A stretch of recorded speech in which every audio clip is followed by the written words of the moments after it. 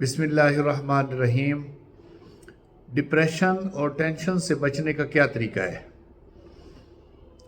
ایک medical research کے مطابق جتنے بھی باقی اموات ہوں گی، ڈیتھس ہوں گی، بے شک وہ ایکسیڈنٹ کے ذریعے ہے، برین ہیمریج، ہارٹ کی پرابلم یا کسی بھی اور مرض کی وجہ سے ہے، اس سے زیادہ ڈپریشن کی وجہ سے ڈیتھس فیوچر میں ہوں گی۔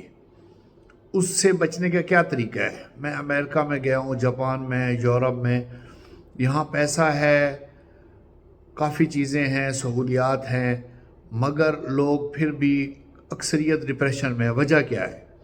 اسی طرح افریقہ میں، ایشیا میں، اس کی ایک وجہ یہ ہے کہ ہم نے اپنے دماغ کو بہت زیادہ آکوپائیڈ کیا ہوتا ہے،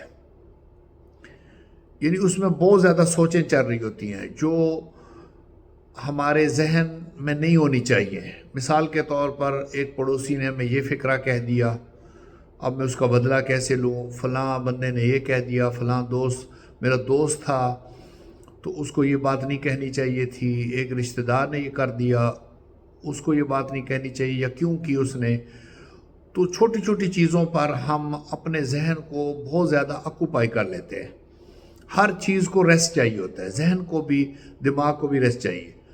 اگر ہم نے مثال کے طور پر ایک چھوٹا سا یہ ریموٹ ہے، یہ 1 منٹ کے لیے اٹھائیں گے تو کوئی پرابلم نہیں ہے، لیکن اگر گھنٹہ، 2 گھنٹے، 8 گھنٹے کے لیے اٹھائے رکھیں گے تو ہمارا ہاتھ تھک جائے گا۔ اسی طرح دماغ کو ہم نے ریسٹ دینا ہے۔ اتنی زیادہ چیزیں ہم نے نہیں سوچنی، اپنے آپ کو آرگنائز کرنا ہے۔ جب ہم فارغ بیٹھے ہوتے ہیں اس وقت ہم اپنے آپ سے گفتگو کر رہے ہوتے ہیں۔ اس میں اگر کوئی کسی کی اچھی چیزوں کے حوالے سے کرنا ہو کہ فلاں بندے نے میرے حوالے سے یہ بات کی، یا اس کے اندر یہ خصوصیات ہے، پازیٹیو انرجی آپ کے اندر آئے گی، وہ آپ بے شک سوچ لیں۔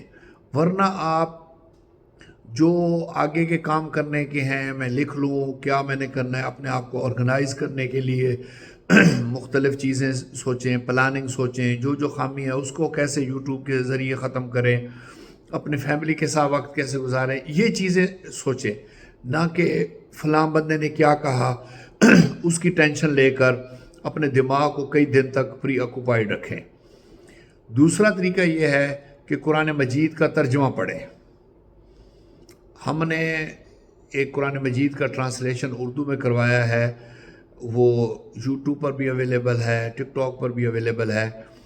اس میں صرف اردو کے اندر ہے، عربی سامنے لکھی ہوتی ہے، اس میں آ رہا ہوتا ہے کہ اس آیت کا اس لفظ کا ترجمہ ہے، لیکن اردو کا وہ ترجمہ صرف آپ جب سن رہے ہوتے ہیں آپ کا ٹائم بچے گا۔ 5 منٹ 10 منٹ بھی ڈیلی دیں تو آپ ایک رکوع کو گو تھرو کر لیں گے۔ تو قرآن مجید اللہ تعالیٰ کا کلام، اللہ تعالیٰ آپ کو بتائے گا کیسے زندگی گزارنی ہے۔ اس میں ایک چیز یہ بھی ہوگی کہ ٹینشن سے، مشکلات سے، پریشانیوں سے بہت زیادہ اپنے آپ کو ڈپریشن میں نہیں کرنا، اور کیسے ہماری زندگی ہونی چاہیے، کیسی سوچیں ہونی چاہیے، اولیاء کی، انبیاء کی کیسے ہوتی تھی۔